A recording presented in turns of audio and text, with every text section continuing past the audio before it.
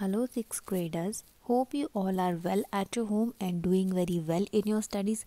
So, today we are again going to continue our chapter 11 in history, the Gupta and the post Gupta period. Means about the Gupta period and later the post Gupta period. In our first video, we have completed the political history part. The Chandragupta first, the powerful ruler of the dynasty was the Chandragupta first. Then we read about the Samudragupta, who was the son of Chandragupta first. Okay. And we also read the main source of this reason was the Prashishti, the Prayag Prashishti. Now in this video we are going to study about the Prayag Prashishti. What does Prayag Prashishti contains? So let's start. The Prayag list, the Prayag Prashishti list, the rulers against whom the Samudragupta fought. इसमें क्या है, इसमें ये आपके ये बताए गए हैं कि जो समुद्रगुप्त है वह किसके अगेंस्ट लड़ा था. It also describe the policy that he follow toward each set rulers. And इसमें आपको ये पॉलिसी भी बताई गई है कि कैसे उसने कौन कौन सी पॉलिसीज यूज करी थी अपने जो उसके ओपोनेंट्स थे उसके लिए. In the north, Samudragupta defeated 4 powerful kings and the numerous smaller kings. North में जो समुद्रगुप्त है उन्होंने काफ़ी सारे किसको, बहुत सारे रूलर्स को क्या करा था, हराया था. एंड जो आपका नॉर्थ पार्ट है उसका काफ़ी बड़ा जो पार्ट है उसको ऑक्यूपाइड भी कर लिया था. Then Samudragupta defeated 12 rulers of the Deccan of the far south दक्षिण पथ. उसके अलावा समुद्रगुप्त ने क्या किया था, डेक्कन मीन्स आप कह सकते हैं आपके जो साउथ का पार्ट है उसको भी कैप्चर कर लिया था. एंड वहाँ जाके भी उसने अपने आप को मतलब इस तरीके से प्रेजेंट किया कि वहाँ के लोग उसके लिए क्या कर रहे थे, एनुअल पे करते थे एंड उसको ट्रिब्यूट देते थे. ट्रिब्यूट मीन्स होता था कि एक तरीके से उसको मानते थे, उसको प्रेज ऑफ करते थे बहुत ज़्यादा. Samudragupta defeated many kingdoms of the east such as the Nepal, Assam, Bengal and the ruler had to accept his sovereignty and pay him a tribute. Samudragupta ने नॉर्थ में ही, साउथ में नहीं, इवन वो किस साइड, वेस्ट और ईस्ट साइड में भी अपने आप को उसने स्टैब्लिश किया था. उसके अलावा लोगों ने वहाँ पे सुजरेनिटी मतलब होता है आपका एक तरीके से लॉर्डशिप होता है कि उसको क्या मान लिया था, अपना राजा मान लिया था. और ट्रिब्यूट मतलब उसको क्या करते थे, एक तरीके से पूजते थे.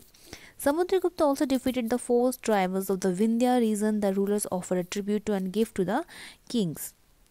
उसके अलावा क्या था कि इतना ज़्यादा वो फेमस हो गया था कि जो फॉरेस्ट के ट्राइब्स होते थे, मीन्स जो जाति होते थे, जनजातियाँ होती थी, उनको भी उसने हराया था. And they were also the tribute him and offer some gift to him. उसके अलावा वो उसको गिफ्ट भी प्रेजेंट करते थे. गिफ्ट मतलब आप कह सकते हो कि जितने भी उनके पास सोर्सेज होते थे, जो मटेरियल वो वहाँ से क्या करते थे, ढूंढ के लेके आते थे, कलेक्ट करते थे. सो वो उसको एज अ गिफ्ट देते थे. Now next we will talking about the Chandragupta second. First हमारे पास कौन था, जो पहले हमने पढ़ा था जिसके बारे में, चंद्रगुप्त फर्स्ट, देन समुद्रगुप्त.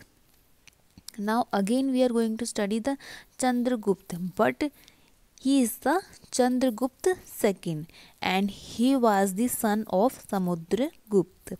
हम किसके बारे में पढ़ रहे हैं, the son of Samudragupta. He was also known as the Vikram Aditya. जो चंद्रगुप्त फर्स्ट है उसको भी एक नेम मिला था, he was known as the Maharajadhiraj. And the Chandragupta second was also known as the Vikram Aditya.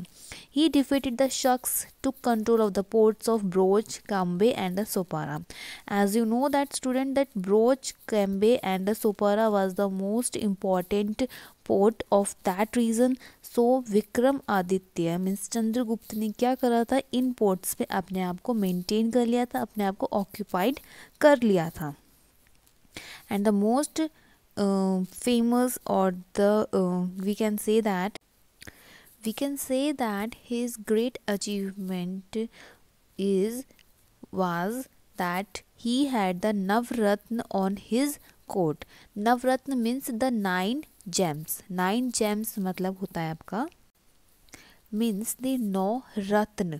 Now Ratna means that they are the person who are the greatly experienced in their skilled. क्या थे वो? अपने skilled में माहिर थे. They are the excellent skilled persons like the poet Kalidas. The most famous poet Kalidas was one of them. Okay. फाहिन क्या था आपका? एक फॉरेनर ट्रैवलर था जो कहाँ पे? इंडिया को विजिट करने आया था चंद्रगुप्तास के रीजन में. And has written many about other poet. जिसने किसके बारे में लिखा था? कालिदास के बारे में लिखा था. एंड हमारे इंडियन के बारे में, मतलब इंडियाज़ के बारे में काफ़ी ज़्यादा लिखा था. Philosophers and the writers who lived at the court of the king has also written about the life of the common people. उसके अलावा जो 9 जेम्स में आपके जैसे कि पोएट कालिदास थे और भी जो भी पोएट्स थे उन्होंने दूसरे रीजन्स मतलब दूसरे लोगों के बारे में, द कॉमन जो लाइफ होती है लोगों के, उनके बारे में लिखा था. देन हम किसके बारे में पढ़ रहे हैं? The later Gupta.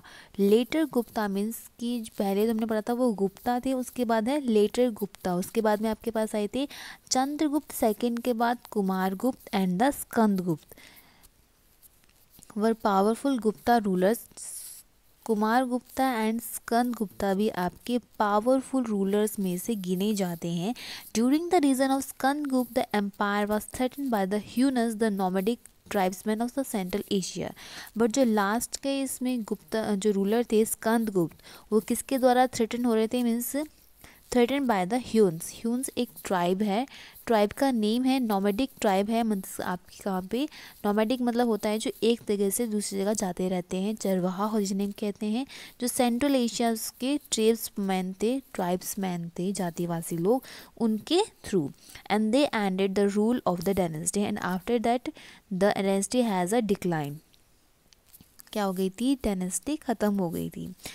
Then we will read about the post-Gupta period. The post-Gupta period means the life after the Gupta period. कि गुप्ता पीरियड के बाद कैसा वहाँ पे उसका जो सीनरी हम देखने वाले हैं वो कैसी होगी, कैसे वहाँ के लोगों के पास जो इतने महान राजा जिन्होंने एक्सपीरियंस किए गए थे उसके बाद उन्हें उनका हाल क्या था. So after the end of the Gupta period many kingdoms became powerful in both the north and the south.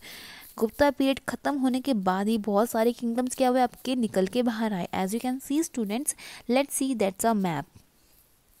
अब आपका जो गुप्ता पीरियड है वो नॉर्थ में भी ऑक्यूपाइड था, साउथ में भी था, इधर ईस्ट में भी था. अब ये सारा जब आपका एम्पायर एक तरीके से पूरा किंगडम जो है वो स्टैब मैनी स्मॉल किंगडम्स वर इमर्ज्ड. बहुत सारे छोटे छोटे किंगडम्स यहाँ से बाहर निकल के आते हैं. And they were fought with each other to capture the most of the part of the area. वो क्या करेंगे? इस एरिया का बहुत ज़्यादा पार्ट अपने अंदर मतलब कि अपने एम्पायर के अंदर लेने की कोशिश करेंगे. That's why they fought with each other. Okay, and that's the main weak point of the Indians because it took the advantage by the third person. As well as आपका north side, south side and the even side ऐसी बातें face कर रहा था. So then the post Gupta period में आपने ये सब देखा.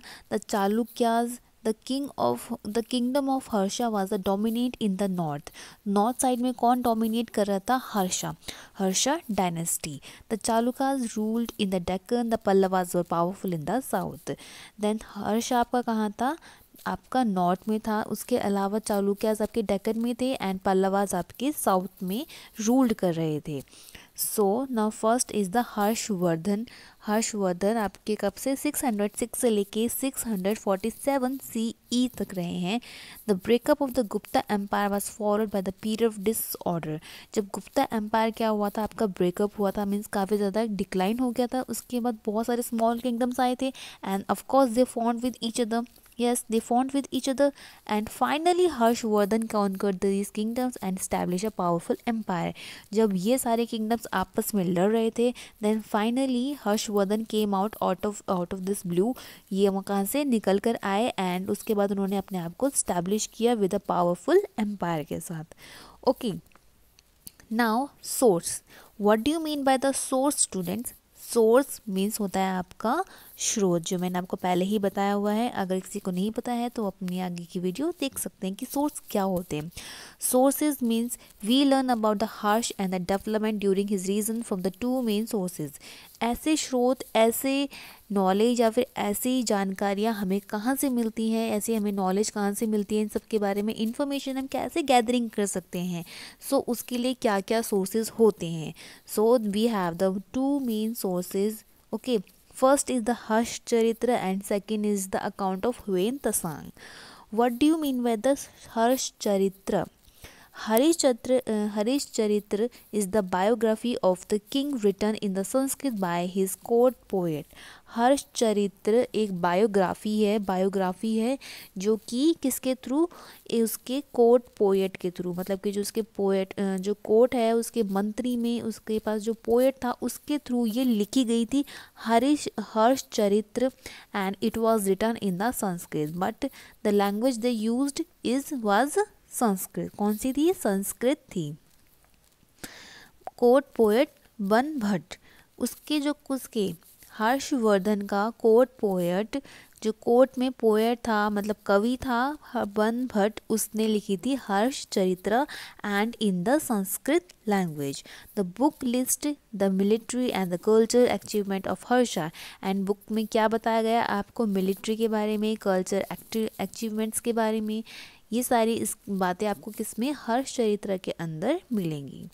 Then we were talking about the Hiuen Tsang. Hiuen Tsang was the foreigner traveller who visited India during the Harsha reign. वो कब आया था?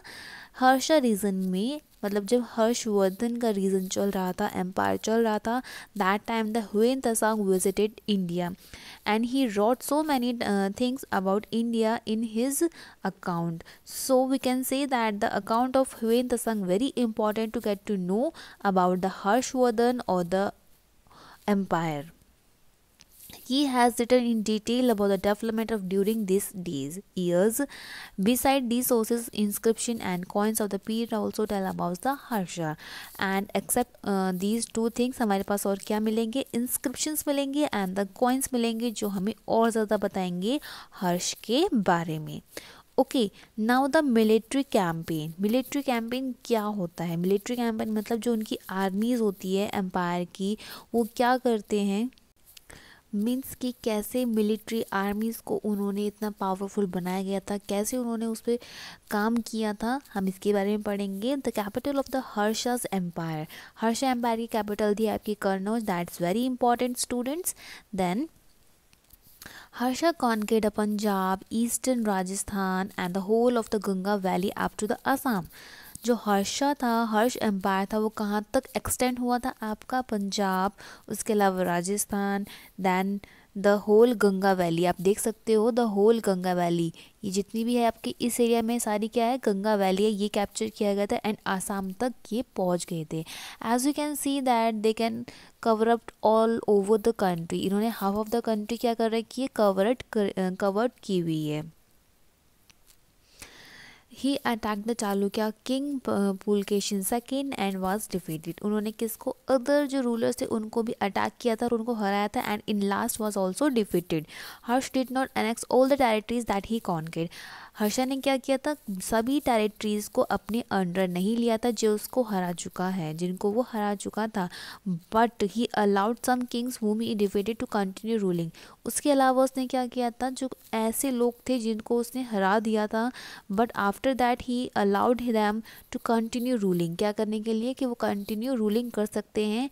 And they accepted Harsha. उन्होंने हर्षा को क्या किया था? अपना एक ओवरलॉर्ड मान लिया था, मतलब कि उनके ऊपर जो जिनके वो अंडर काम करते हैं, एक तरीके से उसको ओवरलोड मान गया था हर्षा के। And they also paid some annual tribute, मतलब कि सामान या फिर एक तरीके से टैक्स पे करते थे।